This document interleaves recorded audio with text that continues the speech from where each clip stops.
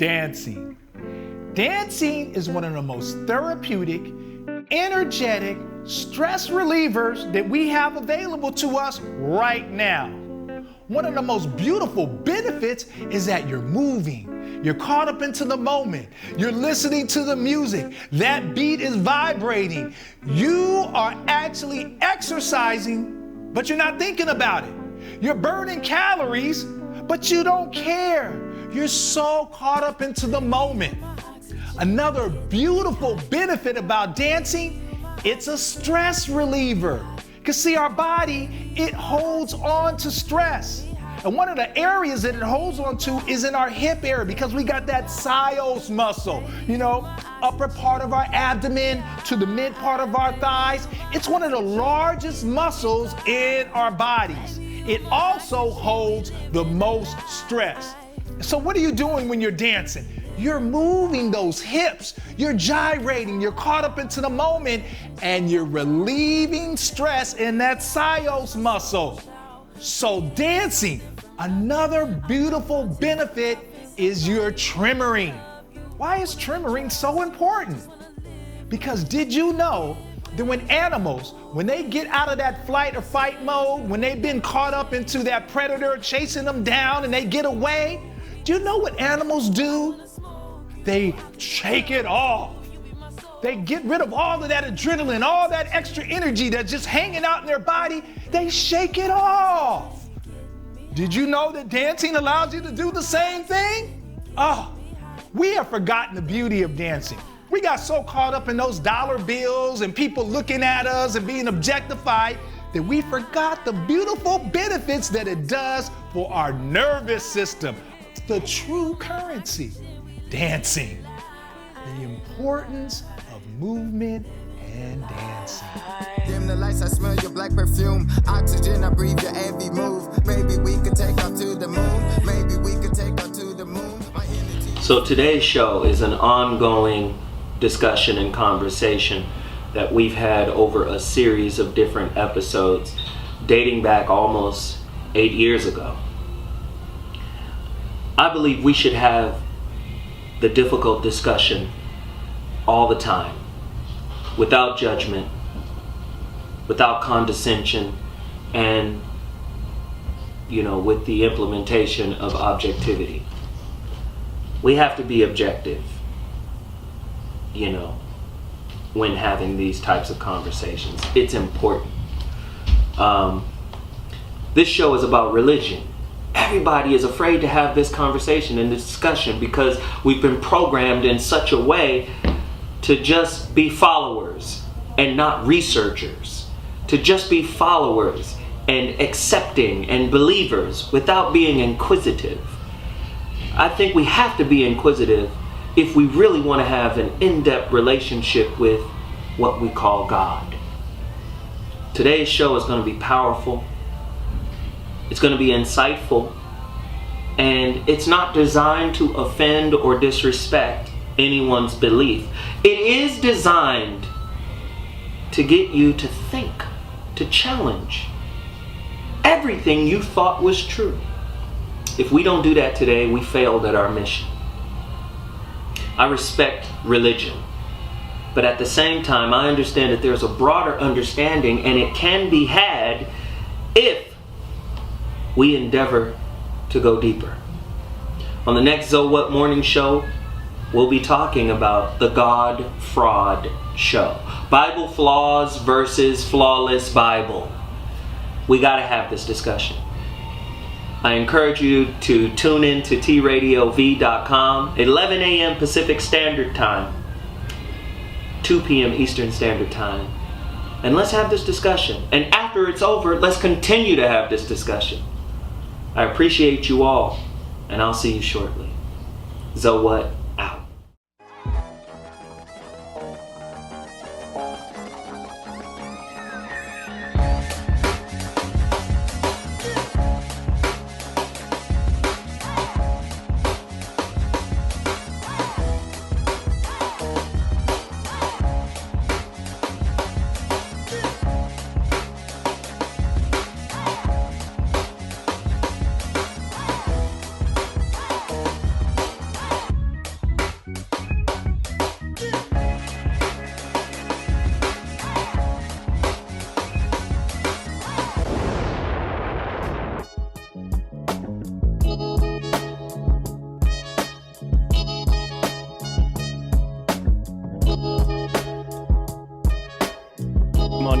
Give me some volume.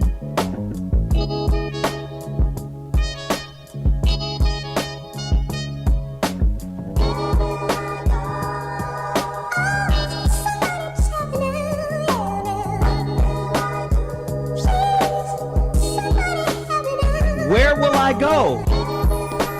I'm gonna tell you where we're gonna go today. A lot of people gonna be challenged by today's topic. Just let it ride. Just let it ride. She gonna take us in. Listen. For everybody who supported the rebirth of seeds, I still got packages to send out. Okay, so your packages are coming. I sent out a whole bunch last week. But in the event that you do not get your package, please email me. Here's my personal email address. 2319 Z as in zebra, O as in Oscar, number 1 at gmail.com. 2319 ZoWhat at gmail.com. You know, people be reaching out. Did you send my package? I know I didn't send a package to Drizzy Sizzle, so I don't even know who that is. Right? Drizzy Sizzle. I don't know. But email me, 2319ZoWhat at gmail.com if you haven't received your package, and I will make it my personal bidding to get it done. With that said, we've got books, we've got guests. This is the community empowerment. Woo, that beat is icy. We got somebody in the studio right now. Very, very powerful work. The brother's name is Derek C. Rizzo. The name of the book is The Open Adoption, A Birth Father's Journey. The brother was telling me his story, and it is riveting. Welcome to the show, bro. Yeah, thanks, Please give us a really quick synopsis of the hell you had to go through that birthed this book. Amazon.com, by the way. Yeah, well, man, it's a deep story. When I was 18 years old, it was an unplanned pregnancy. My girlfriend, she was 18, star basketball player. I'm a star basketball player, cross-country athlete, track. She's 2 months pregnant when she told me, and we didn't know what to do. Then 5 months came around. She still didn't tell her parents. I didn't tell my parents. We just told our teammates. She's 5 months playing in a state basketball playoff game, diving on the floor. And then after that game, that's when her sister found out that she was pregnant and told her parents. And then once that happened, everything turned. And she came to me in my dorm room and just crying, saying, we have to give him up for adoption. That's what my family's telling me we have to do. Wow. Or else they're going to disown me. And the girl was a white girl. She's a white girl, yes. They had a problem, not only that's the first thing that people think. The family did treat me. I've been dating her since high school, all the way up. I'm at their house. I'm going grocery shopping with the mom. So it wasn't, I don't think it was a race thing. It was, she's a star basketball player going, a scholarship, and they were just thinking for her future. So tell me a little bit about your interfacing with your son after all of these years. It was a long journey to get there. So and the lie that was told. Yeah. So basically in the open adoption, we were getting pictures and letters throughout his life, and he was supposed to know who we are. So the adopted mother, Jackie, her name is in the book, fictitious name. Jackie was sending me these letters saying, hey, Ethan said your name today. Your picture's on his wall. It'll be there forever. These are the things that I'm getting, and I'm writing him back, telling him, hey, this is what I'm doing today. So this happened for 12 years straight, and on the 13th year, I found out that they lied.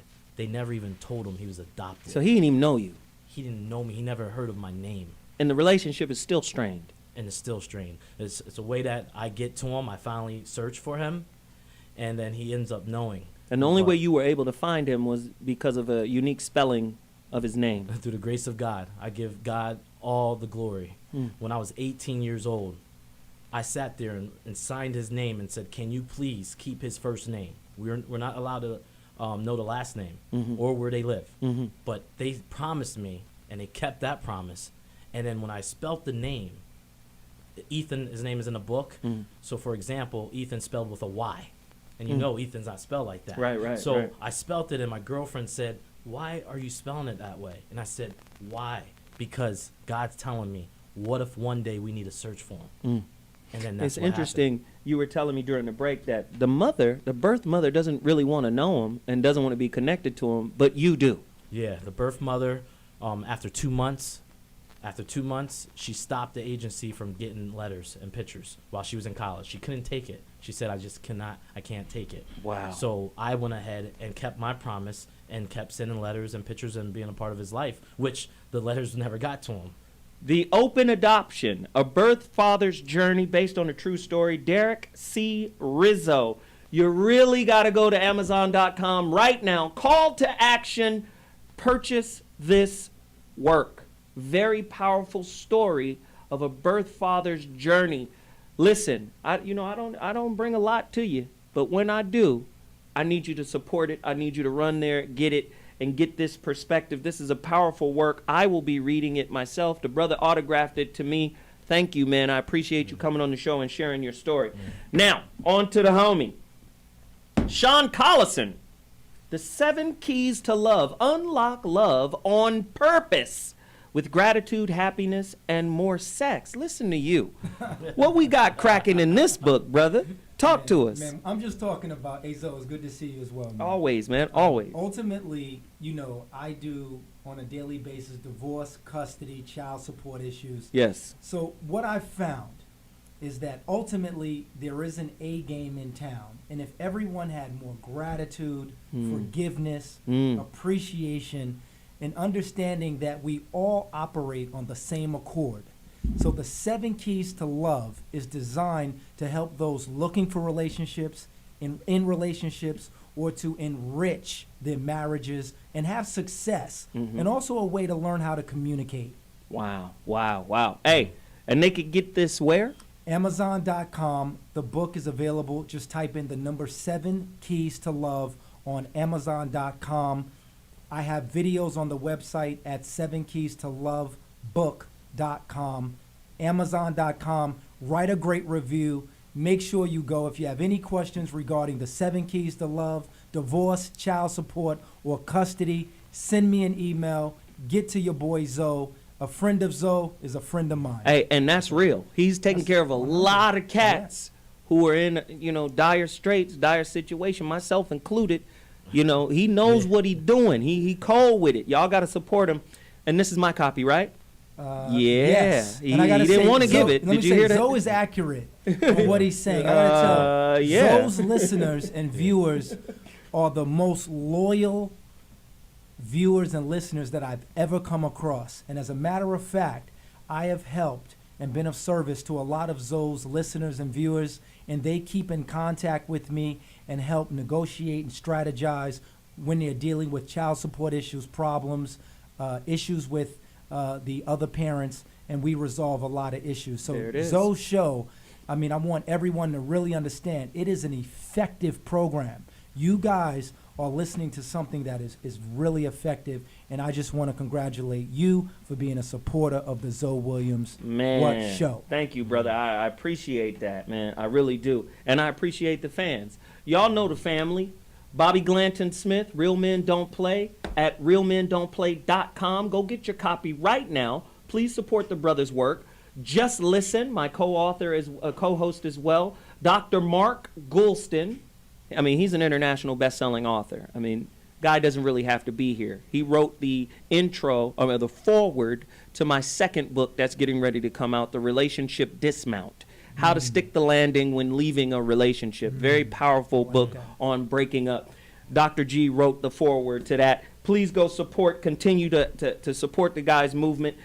We Juice.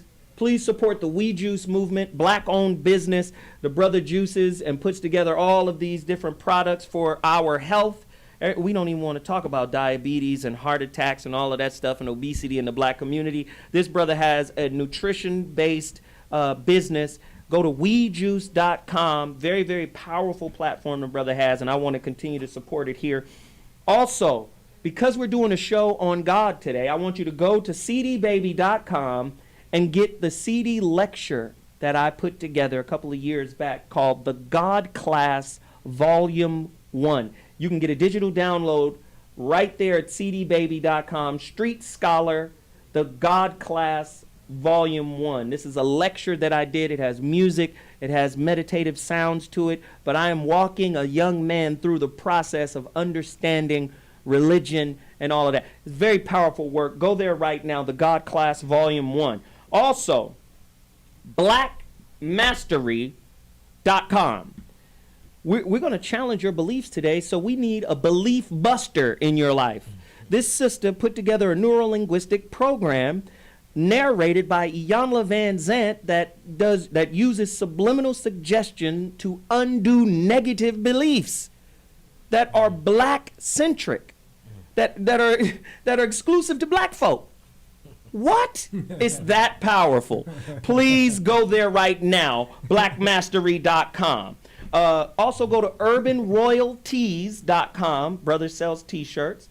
Go to ramomart.com. Another brother sells very beautiful culture-specific based t-shirts. Look at that. The Egyptian t-shirt, Protected by Horus, is what that's called. The Wings of Horus, which predates Christ. That is the Egyptian version of Christ, Protected by Horus. Very beautiful stuff that the brother does. Also go to hiploose.com. You saw me last week in my suit with the bow tie. I was icy hot. Hip Loose are the guys who designed it, who tailored it. And you know I'm coming with my own line of clothes called the Line of Succession, presented by Zoe Williams. And all of the suits you see me in, they will be available through my line of clothing. Tailor-made stuff. You got to support it. AriseHospitality.com. The Black Staples, Black Office Max. Easy Boy Web. My website is down right now because Easy Boy Web is redoing it. It's going to be fly up in a couple of weeks. So listen, we got to run. But when we come back, the topic, guests, it's about to be off the charts. Hey, if you're uncomfortable, we're doing our job, and that's the purpose of this show. We're going to think today. We'll be back in 2.2. Trust me. Crazy one on the way.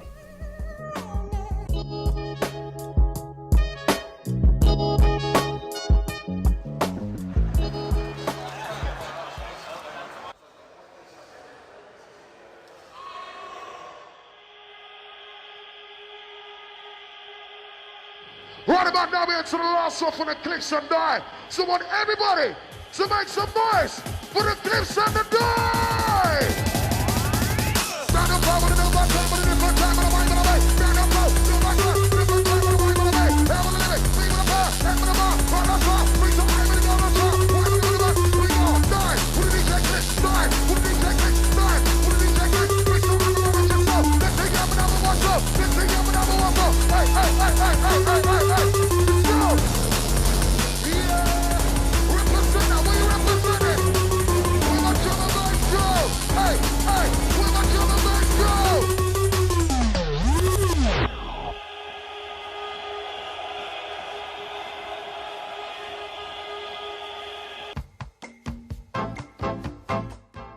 And one of the greatest tragedies in life is getting to the end of your life and looking back and realizing it was mediocre and it didn't have to be that way. The number one reason is people are unwilling to listen and care about what's important to the other person. But what if you could be someone who dared to care about everybody in your life? When you're in love, smoke gets in your eyes. But when you're anxious, you talk more than you listen. I asked my wife a month ago, I said, I don't know whether to have an affair or buy a motorcycle. And she said, if you have an affair, I'll kill you. If you get the motorcycle, you'll kill yourself, go with the bike.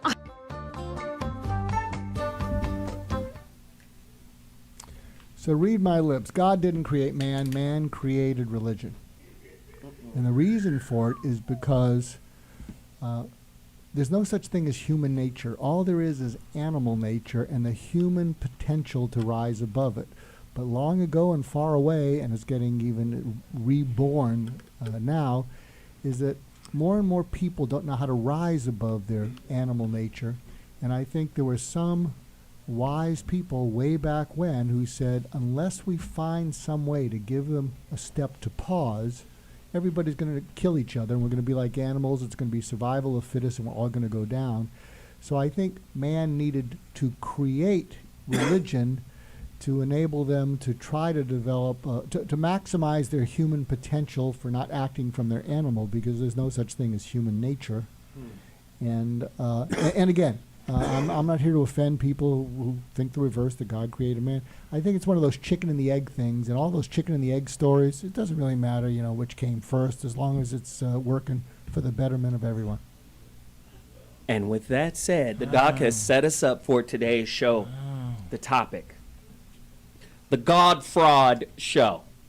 Bible flaws versus flawless Bible. Has the dawn of reason rendered all holy books obsolete? Right? Has technology really taken the spookism out of religion? Because when we didn't know, we went to God. But now, knowing is a part of how we interface in life. You see little kids playing with iPads and knowing how to use them and navigating the internet and getting information, right? Things have changed. So with that said, I like to prepare us with questions. But before I get to my questions, I have some book selections that I want everybody to go get, right, and read up on this topic. The Dark Side of Christian History by Helen Ellebree, right? Please go get this book, The Dark Side of Christian History. We have others.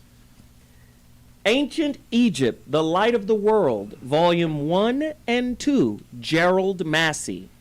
He has several books, man. Several incredible books. Gerald Massey, you guys got to get those books. Religious Literacy, What Every American Needs to Know and Doesn't, by Prothero, Stephen Prothero, published by Harper One, 2007. This is a great book, Religious Literacy. Please go get that book. The World's 16 Crucified Saviors. Wow. By Kersey Graves. The World's 16 Crucified Saviors. Please get that book. Sons of God, Buddha and Christ Unveiled. Please. Krishna, Buddha, and Christ Unveiled. Woo! You think these books are... Here's another one. Caesar's Messiah, The Roman Conspiracy to Invent Jesus. I'm sorry, I'm going to need you to repeat that. Caesar's Messiah, The Roman Conspiracy to Invent Jesus. Another book. It's important that you fortify your library with this knowledge. Fire in the Minds of Men, Origins of the Revolutionary Faith. Matrix of Power, Jordan Maxwell. And finally, the book your church doesn't want you to read, Tim C. Leadham. Leadham is spelled like freedom. Leadham. Okay, books out the way. Back to the questions. This is an honest question, right? Is it the preacher's job to keep the congregation in a state of dependency and self-pity? I'm a hustler, baby. I'm just asking. No disrespect. We don't want to disrespect anybody. We want people to think deeply here today. How can black men and women truly reach their full potential in this life when most of us are still participants in a Ponzi scheme that involves the use of a staunchly rigid hierarchy? Different ones, whether it's social programming like religion, education, and employment. How can we ever, right, reach our full potential when there is an authority and a hierarchy in every aspect of life that tells us what's right for us, right? I'm just asking. How is it even possible? It's all, and if we look at all of those institutions, they're fortified by God. Our relationships are fortified by God. Men have the egoic stance that I'm the leader because God said so.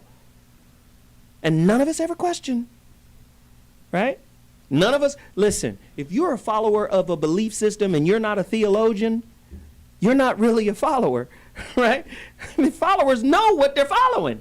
I need to know what the shepherd looked like. You can't be a sheep and blind. Oh, God. Jesus, I know it's hard. but we have to ask these questions. Who asked the humbling question of what if I'm wrong more often? The religious person, whether it be Christianity, Judaism, Islam, the scientist, or the atheist? Who asked that question more? What if I'm wrong? We rarely see the self-righteous religious person say, what if I'm wrong? Right? Because in being in alignment with a belief system that tells you you're doing right, right? And others are doing wrong because they don't believe the way you believe, puts you in a judgmental kind of mindset. So when do you ever get to the point and go, I could be wrong? Who asked that humbling question more?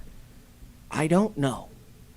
I could be wrong. I will see you in hell. When was the last time you seen your pastor say that?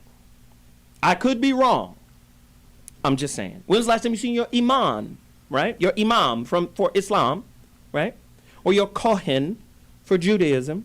When was the last time you seen him say, I could be wrong. I don't really know what this book is saying.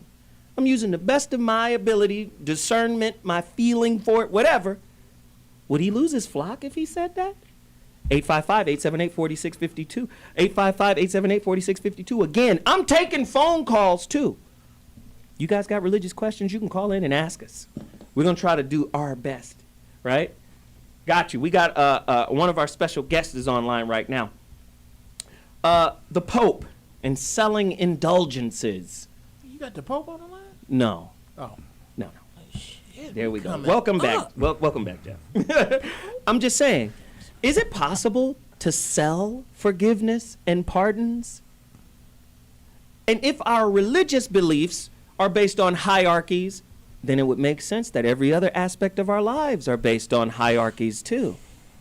I got to go to the pastor because he's the intercessor to God, right? Your corporations are set up in a hierarchy too. The CEO sits at the top. He's the God of the corporation. Yeah? Every aspect of our lives is based on a hierarchy. Who set that up? We got to get into this today. Oh my God. The topics are done. I've already laid it out. You know, has science disproved miracles? Can we go into that? Oh, there's so many areas.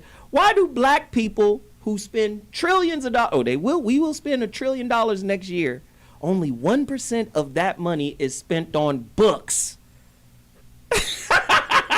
How much of that goes to Jesus? Wow. Oh my goodness. Ladies and gentlemen, without further ado, let me introduce the panel who's on with us right now. We got the esteemed and suited and booted Dr. Reverend Bobby Glanton Smith. Oh, my Lord. That's a demotion from Uncle. Dr. Reverend Uncle Bobby Glanton. Jesus. Praise the Lord. Hallelujah, Jeff. And pass the ammunition. Next to him, we got Dr. Mark Golston, resident Jew science in the building. We love him. We love his information. That dude right there. That's that dude. He gonna drop bombs on us today.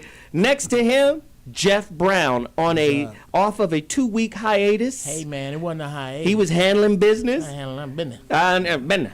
Handling business at the house. Shout out to. I see we have a new man behind the board.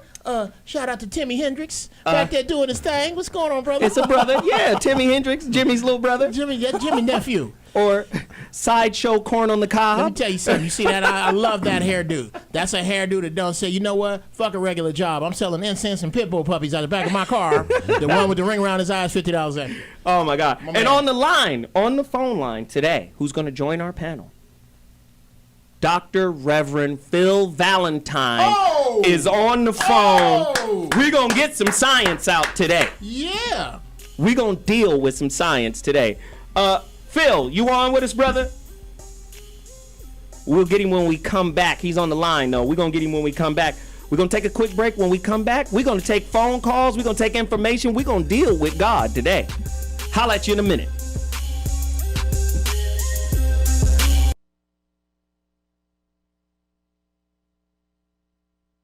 In the presence of his grace, and I say it to his face, the preachings of his church are responsible for the death and suffering and misery of millions of his brother and sister Africans. And he should apologize for it. He should show some shame.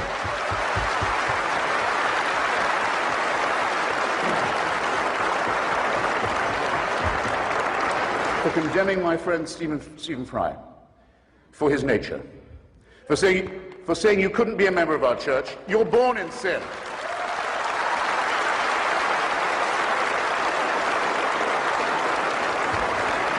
He's not being condemned for what he does, he's being condemned for what he is. You're a child made in the image of God. Oh no, you're not. You're a faggot.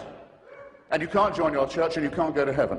This is disgraceful. It's inhuman. It's obscene. And it comes from a clutch of hysterical, sinister virgins who've already betrayed their charge in the children of their own church. For shame. For shame. The crucial point of confusion is that we have been sold this meme of Islamophobia, where every criticism of the doctrine of Islam gets conflated with bigotry toward Muslims as people. Right. And that is it's intellectually ridiculous. Even it gets so hold on, are racism. you the person who understands the officially codified doctrine of Islam? You're the interpreter of that, so you can say, well, this is, I think any... I'm actually well educated on this topic. I'm asking you, so you're saying if I criticize you're saying that Islamophobia is not a real thing. That if you're critical of something... Well, it's not a real thing when we do it. Right. Well, no, it really isn't. I'm not denying that certain people are bigoted against Muslims as people. And that's a problem. Big of you. But why are you so hostile about this? It's gross. It's racist. It's not. But it's so not. It's like saying those statements, shifty Jew. You're not listening Absolutely to not. what we are saying. You guys are saying if you want to be liberals, believe in liberal principles like freedom of speech, like we are endowed by our forefathers with an inalienable rights, like all men are created equal. Ben, we have to be able to criticize bad ideas. And of course we do. No liberal doesn't want to criticize bad ideas. But Islam at this moment is the motherlode of bad ideas. Jesus. So we have That's ideas just a fact. like blasphemy. It is an ugly thing. Apostasy. It is one basic liberty of apostasy. Or how about the more than a billion people who aren't fanatical, who don't punch women, who just want to go to the store, wait a second. sandwiches, Wait a second. 5 times a day, and don't do any of the things that you're saying all Muslims wait a second. stereotyping. Wait a second. Things, and you're painting the whole group religion with that. No. Wow. So is the Arab... I'm just saying, is the Arab the new nigger? No. No. I'm just saying, since 9/11... Right? It's not... Arabs know what niggas feel like now, don't they? Arabs got a custom-made hate suit, but it ain't shit like the one they got made for niggas. A custom-made hate suit. Yeah, but it ain't, no. Listen, our guest is on the line. Let's all get into this topic, man. We got some heavy stuff to cover. Dr. Phil Valentine, welcome to the show, brother. I appreciate it. Thank you, brother. Man, we got to cover this issue on religion. How is it toxic to the African-American community? It appears to me that across society, whenever something is wrong with the society, we tend to get a unique version of that sickness. And religion has played such a heavy part on our relationships, on how we interact with each other. Not to say it doesn't for other folk, but our version of it is always unique, right? Speak to us about some of the problems that religion has had on our community, and then the rest of us will chime in after you lay it out for us. Well, there are a number of things that you could say right offhand that directly affects our communities in the pocketbook. The church siphons off billions in revenue that could go towards infrastructural building rather than into Cadillacs and Rolls Royces and jet airplanes. You have to know that whenever a people consolidate their resources and actually target a specific issue that they don't have any control over, because they don't have those funds, they become a threat to the presiding force that keeps them in oppression. So what you do is to make sure, as it has been done over the last 10 years, that priests now practicing the so-called religion of Christianity goes to ordination through the IRS. So the IRS is the one who ordinates or ordains sisters now, and they fly the flag in their school and in their church. So when they found out that the church was actually being used as the Underground Railroad for not only bodies but for the minds of African peoples, they made sure that they had to infiltrate that church. So after the so-called war of the North and South had stopped, and that Sister Harriet Tubman was no longer working as a spy for the North, and everything had stopped, the church that used to be a segue for us to get out so that we would start singing these hymns that were actually ways of coded messages, like wade in the water, God won't trouble the water, that type of thing. So stay close to the water where the dogs won't smell you, that type of thing. Wow. And follow the stars and so forth. So what happened now, because that dried up, black folks who were stuck at the time when everything stopped, when the railroad ground to a halt, they just stayed in the church and began to actually acclimate to an environment that really was alien to them at that time. So they had no place else to go. So, Dr. Phil, Jeff, Bobby, Mark, where is the codified messages now, today? Because we are still in peril. Where are the codified messages today? Jeff? They are in hip-hop music. They are in, I say this all the time, Mussolini said this, a nation is only as strong as its secrets. Black people don't have any secrets because we put all our shortcomings to dance music. So there is nothing that there's nothing about being black that everybody don't know. There's stuff about being Jew I don't know nothing about. Stuff about being Mexican, stuff about being everybody knows everything about being black that needs to stop. You got a point there, because Captain Smiley says, well, what we going to do as black people for the next year? And everybody get up on stage to get their 15 minutes of fame and tell everybody what our plans are about. Thank you. And you know what's interesting? My perspective, and then I'm going to throw it to Bobby really quickly. You know what's interesting? I see religions in the same light I see sororities and fraternities. Absolutely. Or bowling teams. Right? Because what it's about is relations and connections. Relationships and connections. It's not really about spirituality. Because you'll have some people that say, I'm spiritual. I'm not religious. And this wise brother from the hand of Ifa, I was talking to this brother, his name is Baba Femi. He said, the people who say they're spiritual but yet don't have a ritual can't call themselves spiritual, because ritual is in the word. What rituals are you doing? And Christianity doesn't have any rituals, really. Go ahead. I got a question for everybody. How important is it to believe in something versus believing in nothing? And if we should believe in something, what should we believe in? That's great. That's a great. And let me give you my answer, then I'm going to throw it to Dr. Phil Valentine and Bobby. My answer to that is, believing in something is like taking credit for a painting that's already painted. Believing in nothing is, at least you start with a blank canvas, and whatever is in your mind can be put on the canvas. I tell people this, my concept of God is a living canvas, and your thoughts are the tapestry.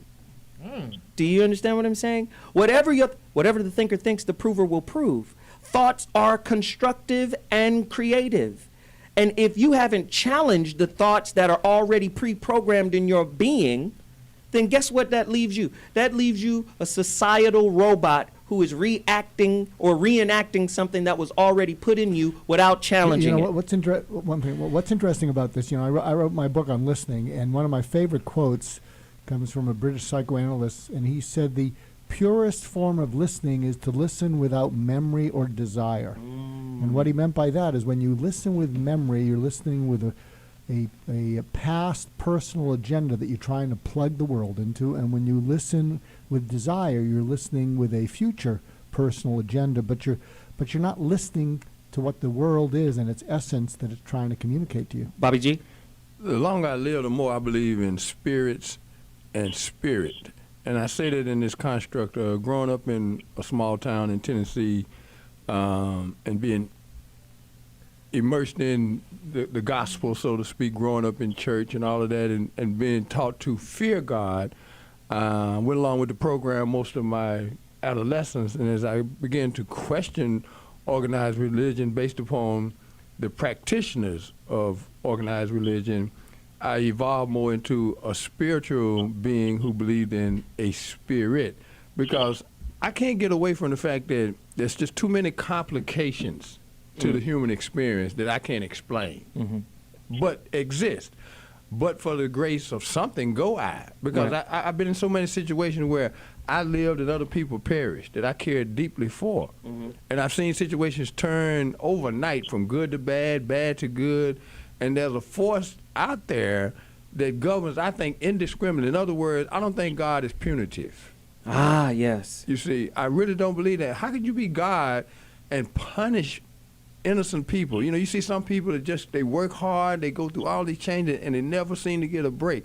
And to me, that's the forces of the universe in play. Right. As opposed to the construct of religion, quote unquote. And we're about to take a quick break, but before we do, let me give a correction. Christianity does have rituals. However, if those rituals are the remix of your culture's history and not the actual rituals from your culture, you're under the revised version of what was really yours. And listen, Dr. Sebi came in here once and told us black people aren't eating the food that black people were eating when they were in Africa. And so they're taking on sicknesses that don't belong to them. I believe when you practice rituals that you didn't write, that you didn't create, you're going to take on a spiritual sickness that doesn't belong to you either. So listen, we're going to take a quick break. When we come back, we're going to go deeper with Dr. Phil Valentine and the ZoWhat Morning Show. Let's go, God fraud. Let's holla. I understand we need to move beyond color. I'm not about that, but y'all raised it. If you start it, I'll end it for you. Don't start nothing, it won't be nothing.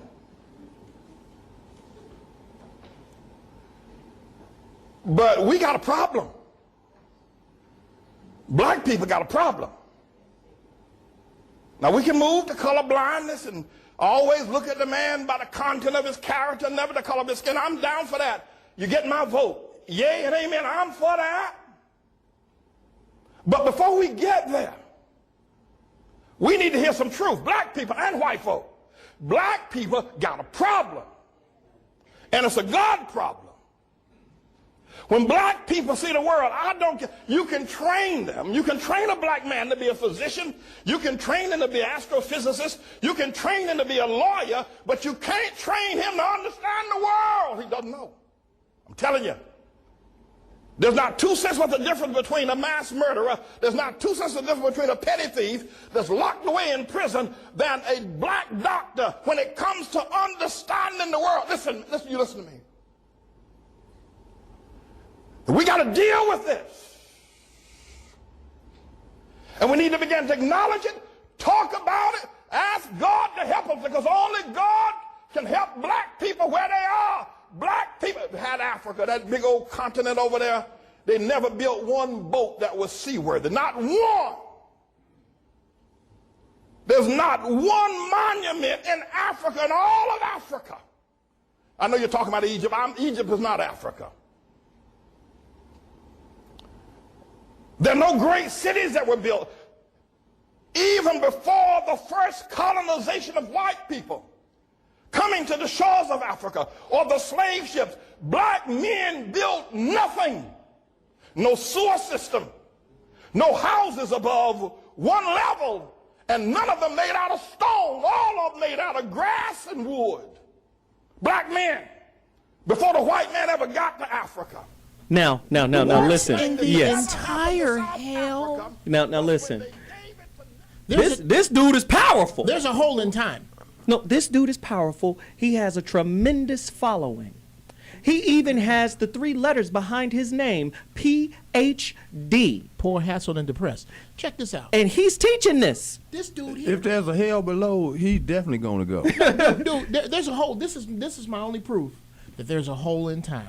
And somebody reached through back to 1805 and got this shade tree house nigga here and pulled him forward and said, here, we need you to talk to some more folk because they are awakening. I need you to put them back to sleep. Go. Dr. G had a question during the break. Dr. G, go, and then we're coming to Valentine. Yeah, Bobby said something about organized religion, and the question I have is that many people say, I'm against organized religion, and I'm just wondering if a group of people can stay organized for good without a crossing over and getting corrupted by greed or some thirst for power. Because it seems like when you hear the word organized, it should be neutral, but it seems like it turns, towards the negative and the hurtful. So I'm just curious. I don't know what the answer is. That's a good point.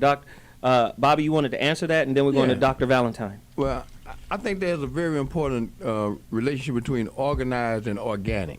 And if we trended more toward organic, we'd have less problems with organizations. Because if there's something common that we have, is that we're born to die. All right. And there's some other commonalities. If we built along those lines that would survive universally, all this other divisive things that we run into, then we wouldn't run into the problems that we face when we deal with religion in this organized form. And typically, whenever something is organized, it's organized along a linear path. One thing about spirituality and relationships too, it's non-linear. There's you can't you understand what I'm saying? I have a goal to get to God. No, you are God and have been God every when and every now.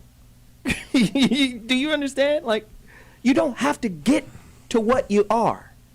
You've been that. And even your scriptures in a rudimentary way will validate that if you were reading it for that purpose.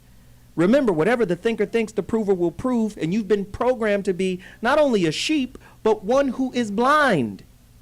So you can't even see the shepherd, but you're so willing to follow the shepherd. Valentine, talk to me. You talked about belief. I took a belief as a form of conditioning, a form of preemptive consent, something that has to do with a conceptual reinforcement, along as you were speaking so eloquently about linearization of an idea and a behaviorism. So when we talk about we believe in Jesus Christ, pretty much most of us, if we were raised in a Christian house, came up with that belief, not knowing anything else. And if they did not have any exposure to any outside catechisms or any outside cultures, that's all their world would know. And so Christianity tends to set up its own antibiotics, its own defense mechanisms by telling you that if you were to stray outside of these constructs, these belief constructs, then you are imperiling yourself. So they kind of put danger signs where there never really was dangers. And so we are toward, like you say, sheep. And what is a sheep except the ass of the other sheep in front of it, and doesn't know anything beyond that. So I wanted to touch upon belief as being a kind of a conditioning process that the environment reinforces each and every day, through television, through your mama, through everything. Now, if you come into an understanding and overstanding based upon first-person experiential realities, we don't have a first-person experiential reality. That's spiritual.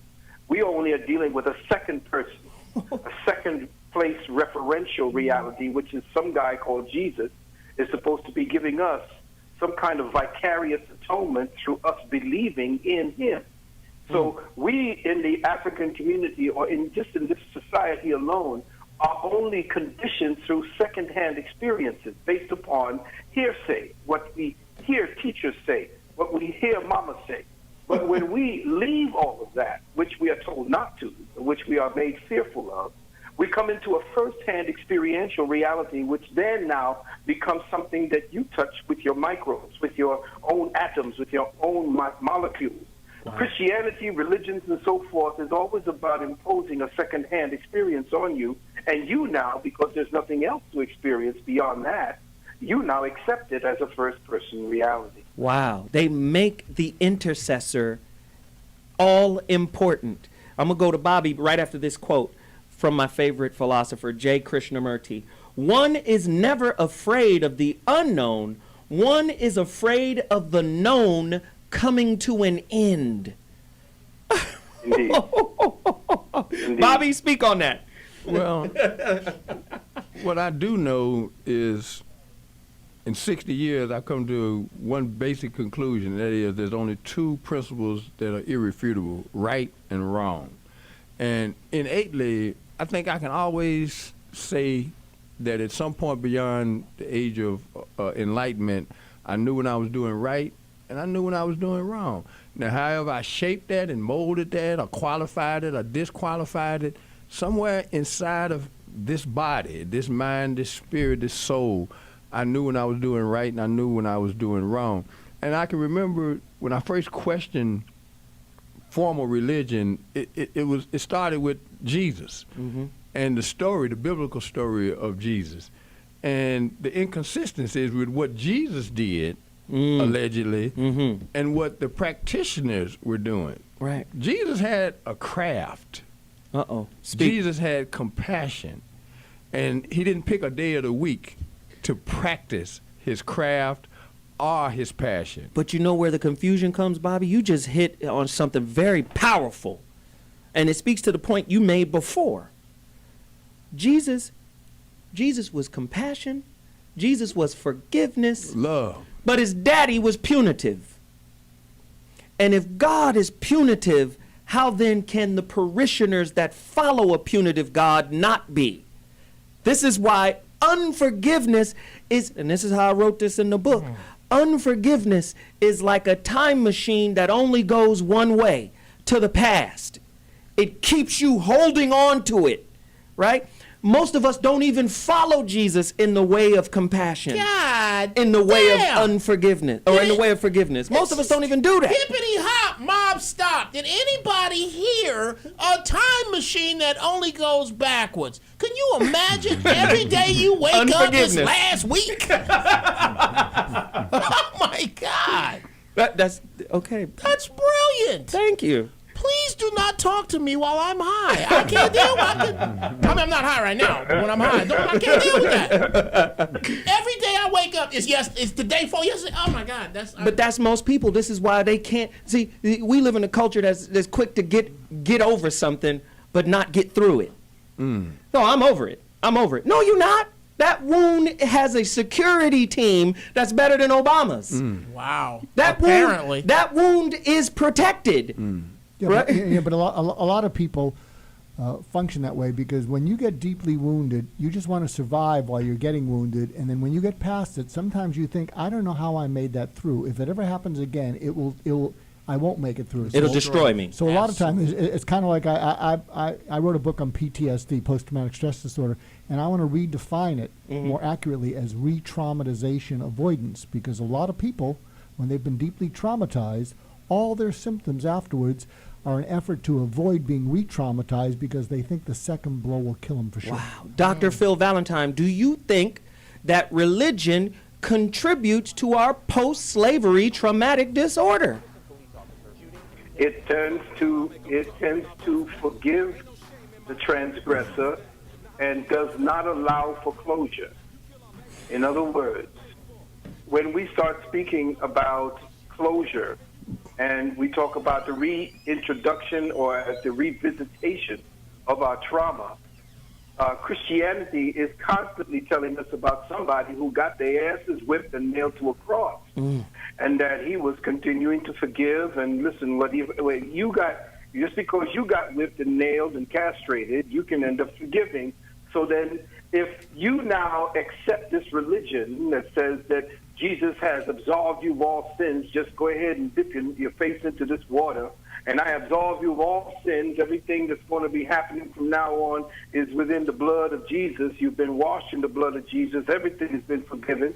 That's why black folks ain't got one goddamn cent of reparations yet. Everybody else got it, and everybody's telling us, get over it.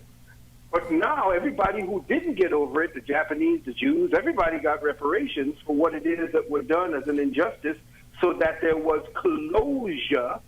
But for African peoples, there is no closure. because no one is actually coming to the point where we are addressing those past transgressions so that we don't have to have this conversation constantly every time. Wow. Black folks are having this conversation because we have no closure. Wow. And we don't seek closure now because we've been washed in the blood, not of our ancestors anymore, but of Jesus Christ.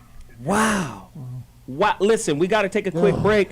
Before I go to break, Krishnamurti, another quote. Apply this to your religious view, how you see religion. Religion causes us to be very judgmental, very black and white, right or wrong, good and bad, left and right, God and the devil, good and evil. The ability to observe without evaluating is the highest form of intelligence.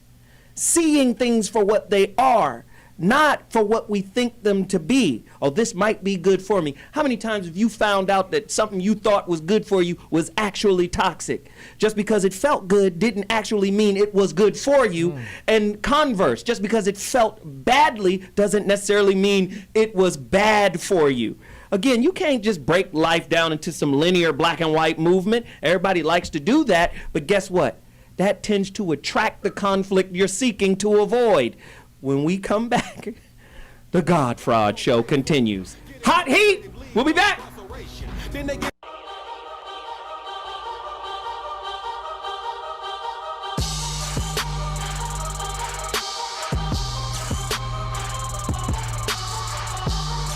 Oh my God, how he has a rap career is beyond me. I don't get it. And he takes his shirt off. Oh my God, he looks like 50 pounds of chewed Tootsie Rolls with his... All right. Now, you are in white fashion. You know white boys always leave the house like they're finna help somebody move. Resist and defend the horrible hoes. There are some horrible people. And what you need to do is start policing your own.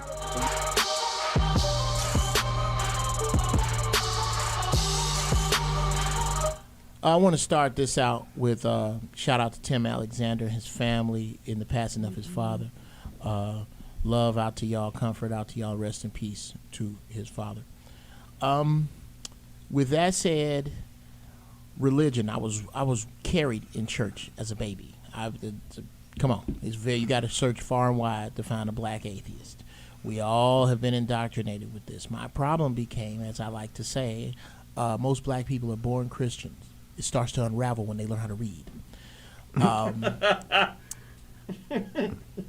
People wonder why is your church, why does the IRS give your church such breaks, especially when they have 25,000, 30,000 members. This is a reward for keeping 25,000 physical people on point asleep. When you look at, I get into this all the time. Shout out to my mother's friends who watch the show, who cannot stand me, who squirt blessed oil out of riot hoses every time I come around. Yeah, I get sprinkled. Show me the zodiac. Show me the zodiac in the Bible. It's all through the Bible. 12. Job chapter 38, verse 31. Okay. Amos chapter 5, verse 3. Job chapter... It's there. It's there. It's all there. It's all there. They left it untranslated. Exactly. Meseroth. Get your concordance, lexicon, Arabic, English, and Hebrew lexicon, Meseroth. Look it up. It's the Hebrew word for zodiac. Well, here's what's going to happen. Sorry. The next time we all get together, especially since you light-skinned with green eyes, they're going to love you until you open your mouth. This beautiful devil. Yes, Jesus is number one. No, actually, he's 11th. There are 10 stories that predate Jesus. Your very Bible that you love, but you denounce Egyptian mysticism. It's made up of that. How do I know? I went to Egypt and I read the book from cover to cover, something that black people don't do. Read the whole Bible, stop at a few spots. I don't know, Ephesians 6:5, where it tells you to obey your master as you would Christ. Isaiah 45:7, I am the Lord thy God, I create good and evil. Light and dark. Yes. All of this is done by me. All by me. Shout out to the gay couples that for whatever reason want to get married to a God who seemed to invent you just to hate you. Figure this shit out. I'm done. Wow. We're back in the building. That was his intellectual rant. with slight interruptions. I apologize. Yeah. Again, before we get back to the brother Dr. Phil, let me hit you with more Krishnamurti quotes. Tradition becomes our security when the mind is secure, right? Wait a minute. Tradition becomes our security, and when the mind is secure, it is in decay. Your mind, boy, okay, we're going to go deeper. To understand the immeasurable, the mind must be extraordinarily quiet and still. You can only be afraid of what you think you know. I'm trying to tell y'all, religion is not, or God is not something you can practice. Most people say, I'm a practicing Christian, I'm a practicing Muslim. You can't practice being God. You got to be in alignment with Yoda. Coming from Zoda, do. Alignment you must be. Do or do not. There is no try. There is no You try. can't try to be religious. Either you're in alignment with the universal source of all that is, that don't have a name, that don't have a gender, that doesn't have a comprehensible understanding that we can articulate. Bullshit you niggas are on. Dr. Phil, speak to us about the vastness and the inability to articulate God and what it really means. Yes, I had the privilege in my young age to sit at the feet of Krishnamurti, Jiddu Krishnamurti, twice. And it was an awe-inspiring experience. Of course, there was nobody black around me at the time, just me and a whole lot of white young people at that time, and older people. But there are three parts to what we as humans can conceptualize, visualize, as well as internalize. And that is the known, the unknown, and then that variable called the unknowable. We, in the known, or what we believe to be the known, strive and scratch away at the unknown, and in our quest to bring the unknown into the known, we are, in visceral manners, experiencing that which is unknowable. But we are the unknowable. We are the unknowable in its quest to know itself, because being unknowable to any and everything, it is also unknowable to itself. And it is through the known and the unknown that it participates with itself. And our ignorance is part of the deal, because without that gap, there is no bridge, there is no incentive for us to quest in self-knowledge. So when we teach about that, when we bring ourselves into a place where we are questing towards self, where in that Krishnamurti taught that all our thought processes should never be towards outside, because we create thoughts that then become our burden. That every thought that we think, that we believe something is happening because it's happening to us, or it's against us, or whatever, look at that thought from the thinker's perspective and not what the thinker thinks the other person is thinking and actually attacking them with.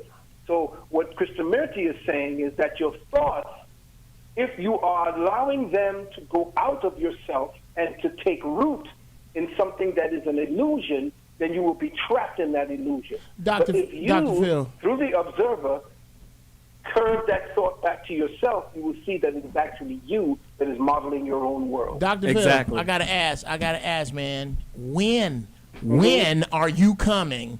I dare you to come to Los Angeles and not let us know. I know you don't have time. I know you don't have time to do a free commercial for you. Y'all got to go and YouTube Dr. Phil Valentine, Lucifer. I know you don't have time to break it down. Yeah, we got time to go into the devil. Can he go? Oh my God! The devil is I don't know, man. The devil is the greatest scapegoat. The devil is the greatest scapegoat for personal responsibility. Oh my God! You gotta hit this dude. He's the perfect victimhood excuse in all situations. Corey Holcomb just walked in the building. Corey, we talking about God, the God Fraud Show. And we're talking about the Bible, religion, its effect on the African American community, its effect on our relationships, the whole 9 yards, and man. them pimp glasses you got on. Them glasses is pimp. Speak to us about it, man. Yeah,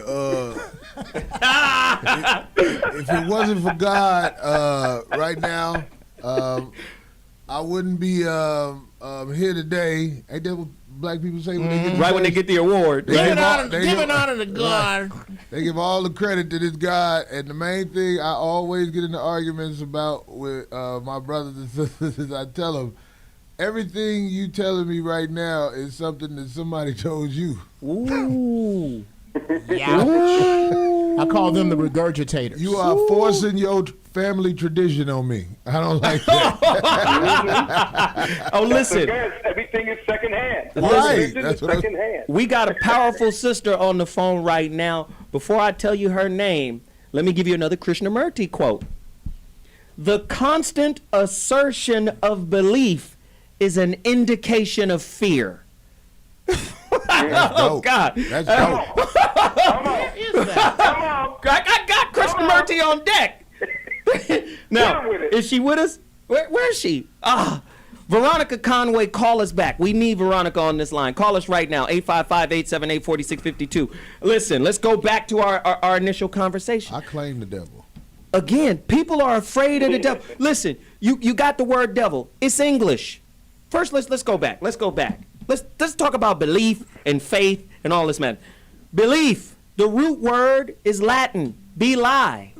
To give the lie away as a gift from me to you. Mm-hmm. Right? Middle English, Belarusian, the lie is a gift from me to you. That produces our English word belief. If you spell it, you see B-E-L-I-E-V-E.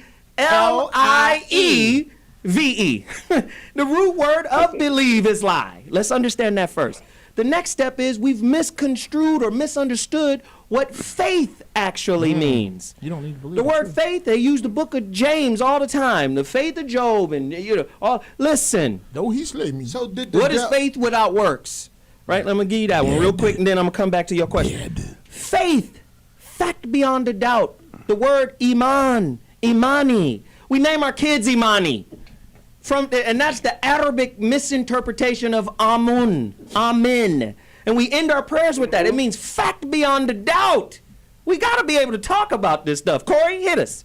So when I say the devil made me sleep with that woman that I shouldn't have been sleeping with, how am I copping out when I do that? Because I say the devil made me do it, and it make all my lost Christian brothers and sisters sort of have some type of compassion for what I did. I say the devil made me do it. So, but what really made me do it? What made me do it? A better question. Wow, that's heavy. Let the doctor.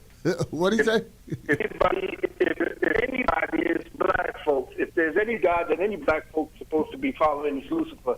Because if you look at the story of Lucifer, he was the first rebellion. He was the first rebel to say no to authority. Ooh, wow! I spoke on that on a show. Everybody looked at me crazy. And when you hear people talk like this, brother, it's like the stuff you be thinking you just didn't word it like that. Look here, man. I always felt that way. Like I was always fascinated by this devil. I'm like, now who's listen, the devil? He sound like we got two callers. He going through my struggle. We got two callers, and I'm gonna get to them when I come back.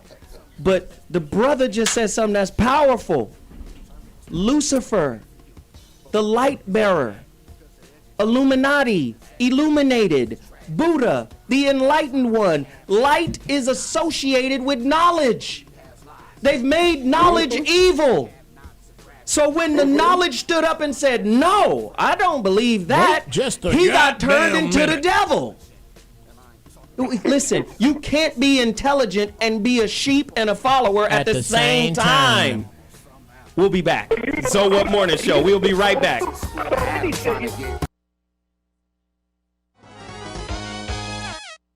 Round one, fight! Hadouken!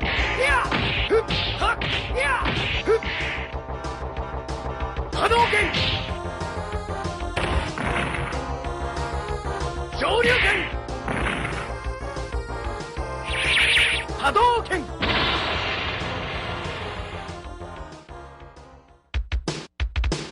Yatta de! Iku de!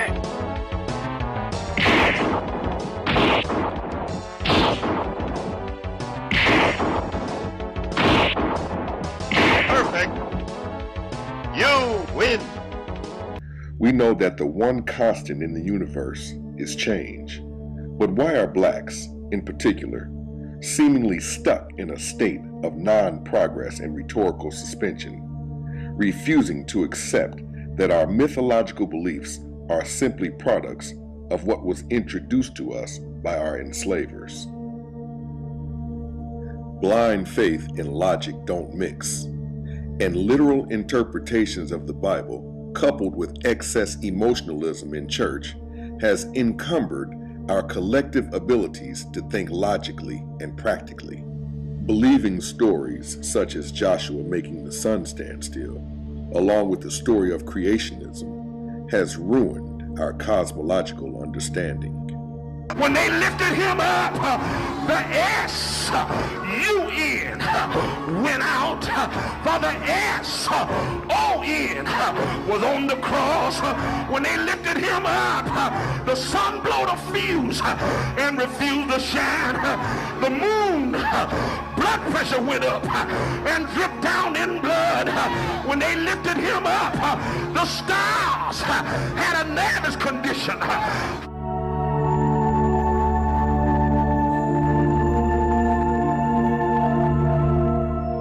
Experience where you say you're saved, then there's the fire baptism when you get the Holy Ghost, and that's the tongues thing.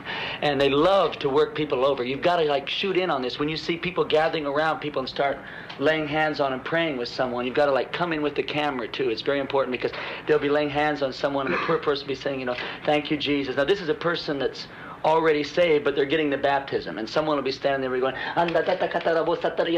know, and the poor person will be standing there and they're not saying anything. Then after a while, about 4 or 5 more will gather around and they'll start doing the same thing, you know, come on, speak it out, till all of a sudden the person will, you know, get so overwhelmed by the thing that they start going, you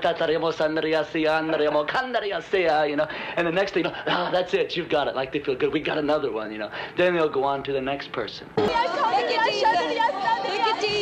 That's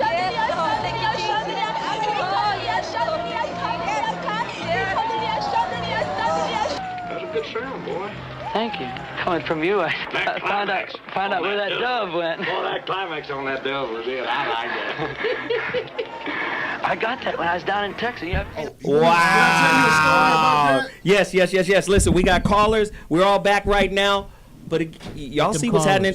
Corey, tell me the story on that, bro. Quick story, man. This girl I know was working for this preacher, and she questioned him because he would take the offerings directly and deposit into his Chase account. And one day she said, do you think this is fair? And he cussed her out and told her to mind her own business. But long story short, he moved to Atlanta because he got a new congregation. Wow. It's always always a congregation waiting on you in Atlanta, I see. Yeah. Listen, we've got Veronica Conway on the line right now. Veronica, you got to weigh in on this topic. Talk to us about it, huh?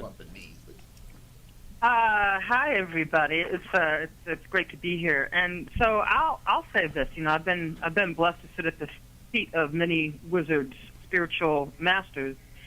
Osho says that the priests and the politicians are in cahoots. And so the priests represent guilt and shame, usually over sexuality, and politicians represent the control over your resources. So conscious sex and relating is really the staircase to God. As you were speaking to earlier, though, you said, you know, it's finding the light. Well, light is associated with the orgasm, with the spiritual orgasm. It's kind of the best kept secret on the planet, and it's a thing that's been hidden from us so that we don't come to know our God self. That's why we be calling. No, you know what's powerful about what she's saying? And Brother Phil could speak to this too. The kundalini, the sperm in your nut sacks goes up your spinal cord and gets charged with energy, spirit energy from the consciousness. It goes back down. That's the spark of life. And the kundalini, what we know as the kundalini, sex energy and sex magic and all of that stuff, gets taken east and turns into tantric sex. So when we look up the word Tantric, whore, is that a black folks television network? No, that's centric. But I'm just saying, what I find is everything that originated black gets turned into the devil. Right. The damn Egyptians in the Bible are the bad people. That's right. That's evil.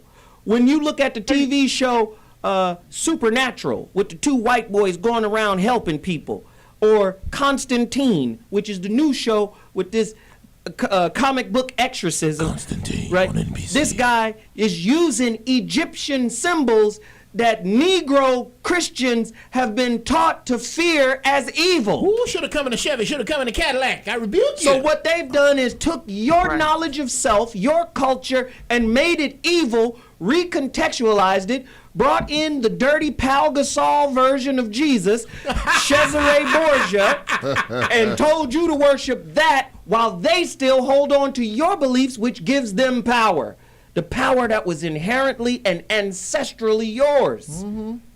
I saw these old soup. Can I speak to that briefly? Yes, you can. Please.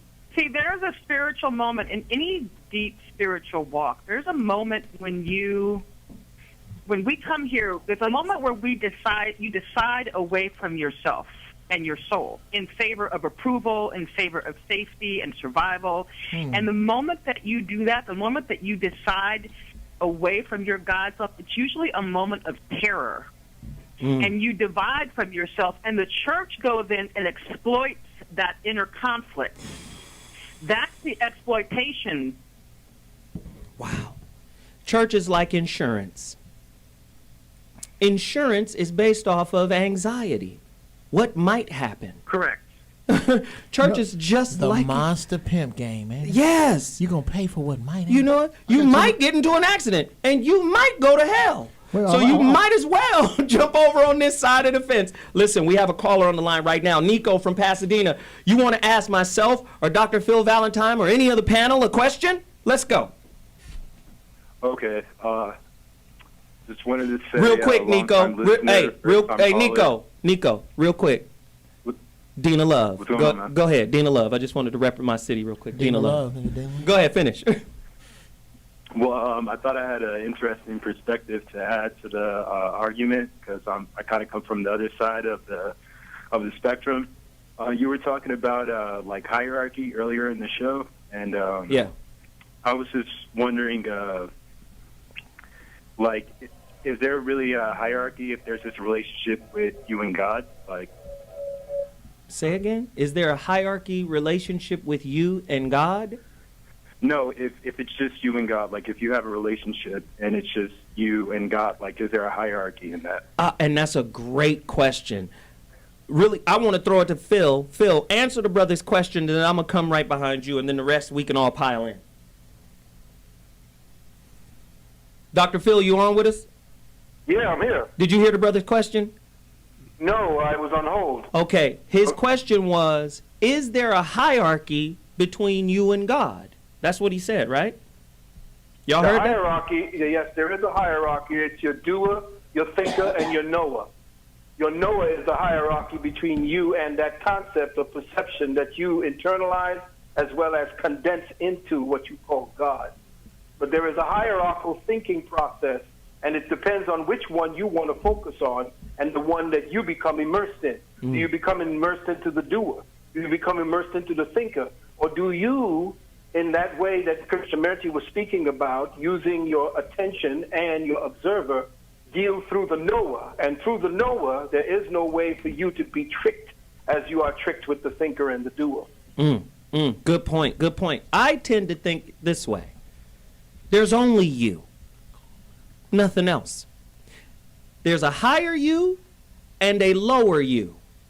The higher you is God. Please understand this. God is everything. So you know what that means? If God is everything, you can't add nothing to him.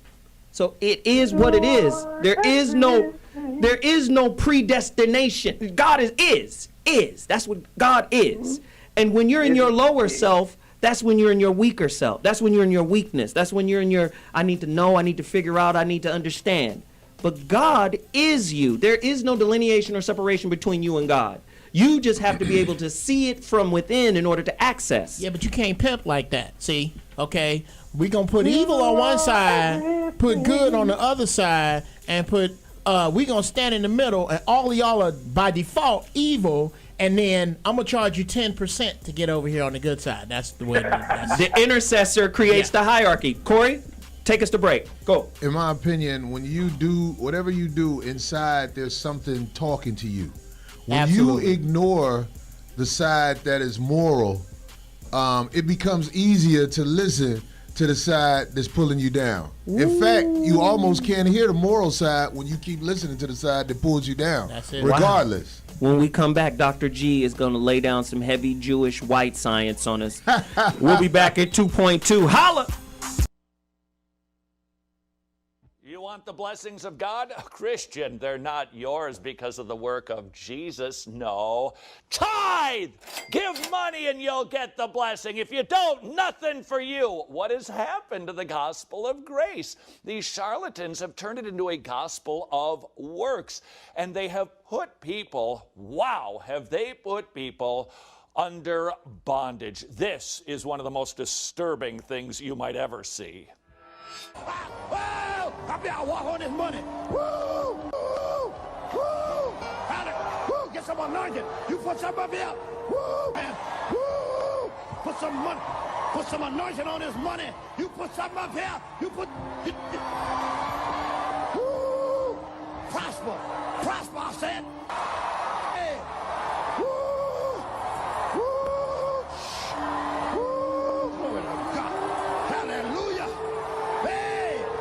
God, your bills are paid. You want your bills paid?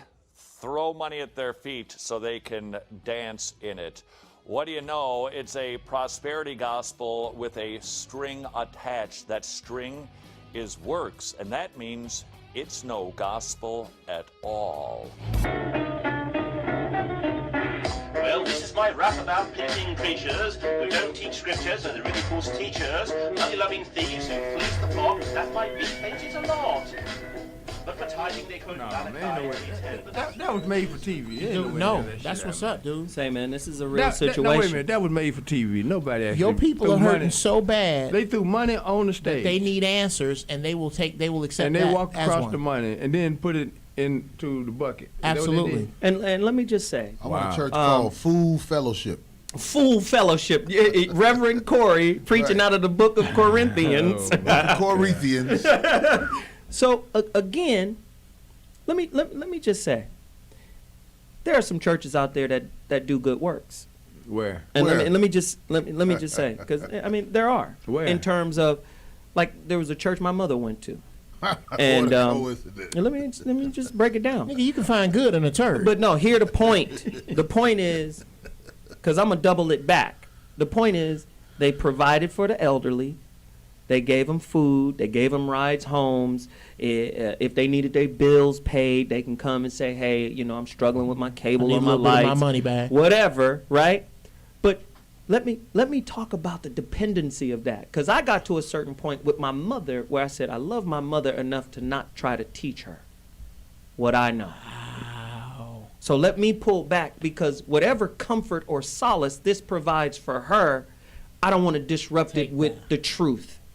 Sometimes the truth is the worst opponent you'll ever fight, because it knows all your flaws and it's going to counter all the bullshit you throw at it. That's how the truth works in your life. You need to tell them the truth still. But I did, but I don't want to hurt her. So I just stepped back. To what end? But do you understand what I'm saying? Yeah, so I get that. So my whole point is, you still don't need an intercessor to do good works in the world. The church has set itself up as the intercessor of your good deeds. I throw money at the church so they can feed the homeless. Why don't you do it? I throw money at the church so I can serve in the community. Why don't you serve in the community? You know what the church do? You know how much good we do? I know drug dealers who bought the entire Chicago public high school basketball team's sneakers. Shout out to Freeway Rick. Okay, ooh. This cat right here. Okay, I'm gonna tell you when the CIA started coming at him. When he started buying people's houses that was in foreclosure. We didn't ask you to help the community now. We want to tear it down, not build it up. Dr. Mark, get you locked up. Right. Dr. Mark? That's what happened. I know. How much do you think of a lot of the sermons try to drive home to their congregation you don't belong anywhere, and this is your pay to belong place. So if you give us money, you get to be able to belong. And how much do you think a lot of people in life just don't feel they belong Anywhere but there. Yeah, but if you come here and you give us money, you will belong. Corey? Well, I'm just saying, like, I've said, like what the doc said right there, I've said that in my way. Church is for the suckers who looking for some homies. Because that's all it is. I'm not just talking about the dudes, I'm talking about the women. My opinion of the black church, and people may get mad, it is a place where you hang out and you talk shit after the hustler get through hustling. Damn. That's really all the black and you know church what? is. I've always said that church in the penal system is the life raft for being locked down. So you got to choose a side. Either you're going to be a blood, a Crip, a Muslim, a Christian. You got to choose a side when you're in jail. Oh, yeah. But what people fail to realize is just because you're on the outside doesn't mean you're not still in prison. So you still got to choose a side. That's the only way you can be perceived as normal. Bobby? You know, after watching and listening to this conversation today, my question is, how can people justify the discrepancy between Jesus and the story, the biblical interpretation of his life, and how the flock has been misled by the present day representatives of Jesus? For example, he was a carpenter, allegedly, and he didn't have a storefront, right? Mm-hmm. He went out every day, and administered to the sick, the needy, the shut-in, et cetera, et cetera, et cetera. How do preachers then get to live the life that they live and call themselves in concert? Is that rhetorical? Well, let me just say this really quick. I got to answer for that. Because we have a caller on the line. I got to get everybody in, but let me just say this. That was a good question. Let me just say, you can't be misled by the truth. You can only be misled by a lie. And no one in our community is strong enough to stand up and say, what lie have I been following? No one has the testicular fortitude to say, Jesus is a lie in my community. And has been ever since the good ship Jesus brought some of us here. Corey? I know I can lead a group of people just like Bishop Eddie Long, T.D. Jakes. I know I could do it. I can get people to do all kind of crazy shit and give me money, but I believe that there is a higher power that will really bring some type of wrath down on you for taking advantage of the sheep. Taking advantage of the sheep, that's some evil shit, which is what our government does for a living. And the Hindus will call that karma. Karma means action. You do a good action, you get some good shit. I protect the sheep. sheep. You do a bad action, you get some fucked up shit. I just believe that. We got a caller on the line, Mr. Grammary from Tennessee. You're on the line. You got a question for Dr. Phil Valentine? I'm letting Phil answer this one. Phil, you ready? Okay. So it's not well, I guess I can pose it as a question. So how would you guys answer this?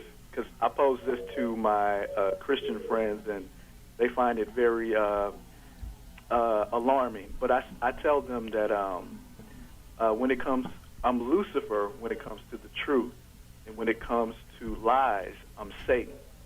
But never will I ever live as the devil. What do you guys think I'm saying when I say that? Okay, so really, and is that blasphemous? So really quickly, I don't see it as I don't see it as blasphemous, but to answer it really quickly, I just see that as a play on words. Yeah. See, because I know what each word means. Exactly, and it's to get them to actually research and study the words they use, because most of them don't even know that Lucifer means light bearer. They don't know that Satan adversary, and it's not anybody's actual name, you know. And they don't know that devil comes from the Greek word diabolos, which means false accuser or slanderer. Right. So, I don't know, it's just a little thing that I like to do with some of my Christian friends to get them to kind of think and just, not accept everything on Facebook. Don't you be blaspheming in him. No, that's good Christianity is a bullshit, fake-ass religion. Corey Holcomb said it. damn! Christ alive. Now, do you feel the Dr. same Phil way about Valentine, religion? man, we need you to Or come just in here Christianity? and chime in, man. Oh, Phil is gone? Oh! He hung up. Okay, we're gonna get him right back. We're gonna get him right back. Call him. Make sure we get him right back. Again, I thought that was a great statement that the brother broke down. The devil, and let me just say this: anything that is intelligent questions. The root of religion, the word religion, look it up. Don't believe a goddamn thing we talking about. The word itself, from its etymological root, means to bind. I need to control you. So if I control your thoughts, social programming, social engineering, I was going to save this thought for the final thought, but I'm going to say it right now. When you're playing chess, remember the bishop is in the king's court. He serves the king. He serves at the pleasure of the king. And what better way to keep people locked into a social structure than to start at a religious base? Well, these are the social game rules by which they interface with. Go ahead, Bobby. You know, we've been top heavy on Christianity, which I want to pose this question. Is it just Christianity that we are having a problem with, or is it religion per se? Well, in America, dealing with African Americans, it's Christianity. Absolutely. But on a global perspective, it's all religions to a certain degree. You go to India, they have problem with fake godmen. What do you think the need is that religion satisfies across all religions? And what would be a better way to fulfill that need so they could let go of that? So what do you think is the need that religion serves in people? The fear that you are absolutely in control. The fear that it's like it's like being in your own life and waking up in the cockpit of a 747 and you don't know shit about flying. I'm sorry, it's not intelligent to choose a religion without knowing at least two of them. If you haven't studied this versus that, how can you claim something that you just heard about? That's what I tell all my friends who are Christians. Right. What do you know about any other religion? It just makes them mad at me. Of course.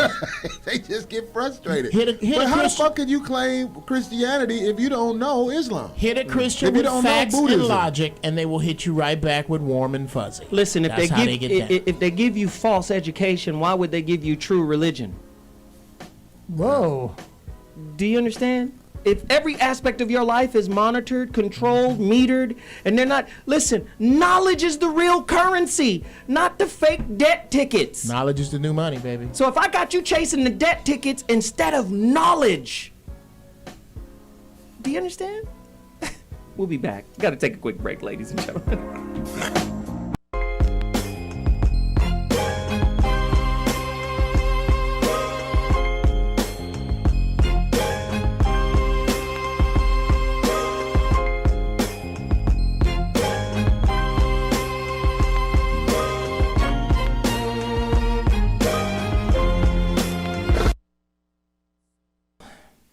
We're back in the building. Zoe's final thought. It's important that we cover this.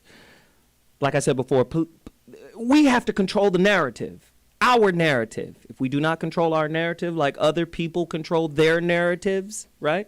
Native Americans mad at David Snyder, Daniel Snyder, owner of the Washington Redskins. You don't get to call your team the Redskins no more. And we're going to take it all the way to civil court, all the way to the Supreme Court. Again, controlling the narrative. Stop accepting the story that somebody said was your story. Okay? Let me just say it again. Please remember that the bishop is still in the king's court, and he follows the rules of the king. Please understand that. Whether positive or negative in its expression, thought is always creative, meaning it's always constructive. As long as you are thinking, you are the architect of your reality. So now you got to question the thoughts you have. And are they an original thought? Right? Or are you living a life that was already predetermined by the social game rules that was waiting on you when you were born? We've got to challenge these things. That's the purpose of this show. It's not to disrespect any one religion, but Christianity is a burden on Black Americans, just like Christianity is a burden on Africans. Desmond Tutu, He said when they came over here, they came with Bibles, and we all prayed. And when we opened our eyes, we were holding the Bible, and they owned the land. Please understand, it's a burden globally, right? I'm asking us to challenge whatever we think we were told as the truth. You're afraid of the devil because you were taught to be afraid of the devil, but you don't know the devil represents knowledge. Who created masonry? Black people, the Moors. We're the ones, listen, Baphomet, the goat of Mendez, Baphomet. Some say it's a phonetic corruption of the word Muhammad, Baphomet, just like they say Mohammed. Oh, but it's a goat. Well, the black people used to worship the goat. It was called Amun-Ra. So I'm going to re-freak your culture and make it evil. But I own it and use it and practice it. And I give you a remix, a diet version of your spiritual belief. So I can keep you disconnected from your belief. Because if I give you your belief, I give you your sovereignty. You can't be sovereign and governed at the same time. I want to govern you. So I must take your sovereignty. The root word of sovereign is reign. Power to do. We don't have power to do. We're Charles Barkley all over this motherfucker. Unintelligent, uneducated black people. Don't you know the best thing or the worst thing that can happen to a good, strong black man is a great European education? Don't you know that undoes him? Wow. Because it strips the knowledge of self of who he really is. Let me keep it going. There are gatekeepers in our life. Part of the gatekeepers will judge you based off of your educational background. Part of the gatekeepers will judge you off of your religious background. The Masons, some of them, quote unquote, worship the light. According to Albert Pike, they said they were Luciferians, those who worship Lucifer, the light bearer. You've been sold what? A narrative of what evil is. What did they call Egypt back in the day? They called it the light of the world. Once the white went into Egypt and took all of the knowledge, the Alexandria Library. Once they took all of the knowledge, they changed the name from the light of the world to the dark continent. Please understand, they took the light out of the continent. And when they took the light out of the continent, Socrates, Plato, Aristotle, all of these fools had to wait 20 years before they could get into the mystery schools. Some of them even 40 years before they can get into the mystery schools. We created masonry. Why? Because we created the greatest Masonic feat in the world, the pyramids. Now the pyramid is a symbol of the Illuminati and evil? Yo culture. If we don't get control of our narrative, we're going to have greasy finger, chicken eating, diabetes having preachers up there telling Reverend Rib Shack telling us that Egypt is not a part of Africa. And this fool got a PhD behind his name. Stop worshiping the God that enslaved you. How about it? Give it a chance. See what can come out of it.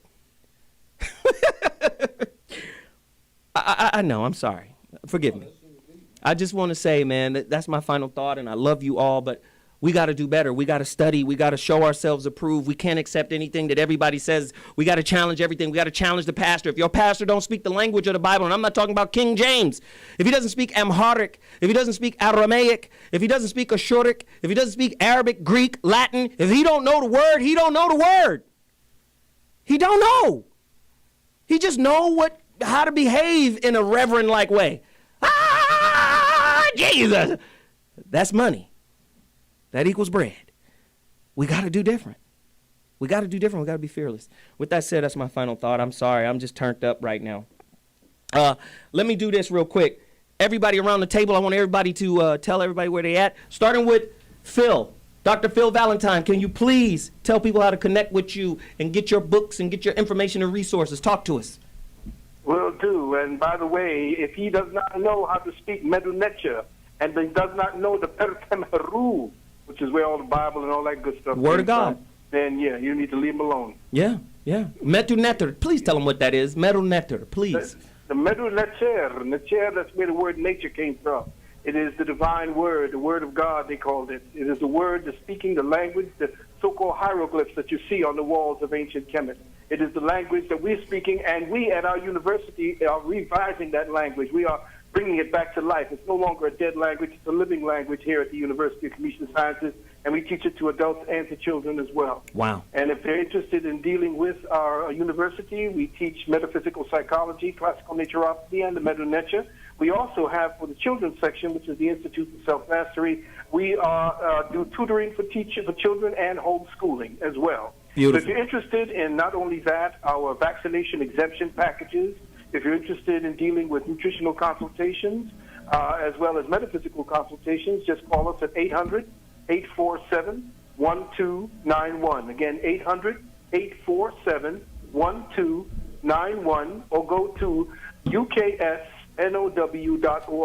That's U as in United, K as in King, S as in Science, NOW.org. Thank you so much, brother. We appreciate you. And you know we'll be calling you for another round of this. You know we got to do it again. I appreciate you and everything you do for us, man. Thanks again. Give thanks, good brother. Take care, everybody. Take care, family. All right, now. Bobby G, where can they get this book, Real Men Don't Play? What men have done, men can do. My book reflects the works of some incredible men that you need to know about, as well as your children should know about. You can get it at Barnes & Noble, Amazon.com, or my website, realmendon'tplay.com. Corey, where we at today, man? This weekend, I'll be at the Fort Lauderdale Improv. Twitter is at thecoreyholcomb.com. And everybody who comes out, you will hear about all kinds of information to help you protect your money against whores. Wow. Wow. And tomorrow, where are we? We're at the 5150 show. We got it cracking. Yes, sir. 8 o'clock Pacific time. It's going to be turned up yet again. Dr. G! Just Listen is the top book on listening in the world, and it's available at Kindle for $3.99 for 3 more days. Get it right now. Kindle, Amazon, $3.99. Kindle, Just Listen. Yes. And, of course, Jeff Brown.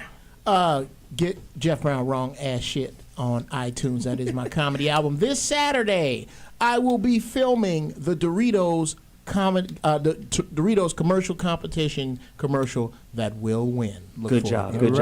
And again, follow me on Instagram at Mr. ZoWhat, on Twitter at ZoWilliams. And again, go to CD Baby right now and get my lecture on God to further your understanding of this conversation. CD Baby, Street Scholar, The God Class Volume 1 is the title. The God Class Volume 1. Go to CD Baby right now and get it. I appreciate everybody, and we'll be back next week with another flamethrower. ZoWhat, Zoe Williams. I appreciate everybody that came in. We're going to keep it cracking. Holla next week.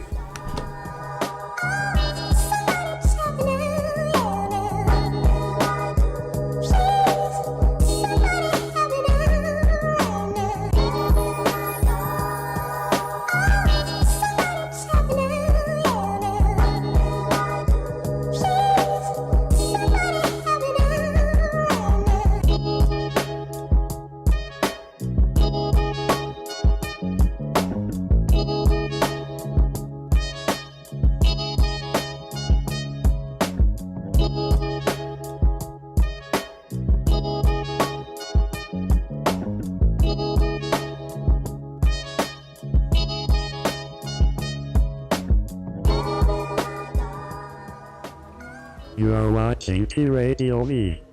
Radio and TV.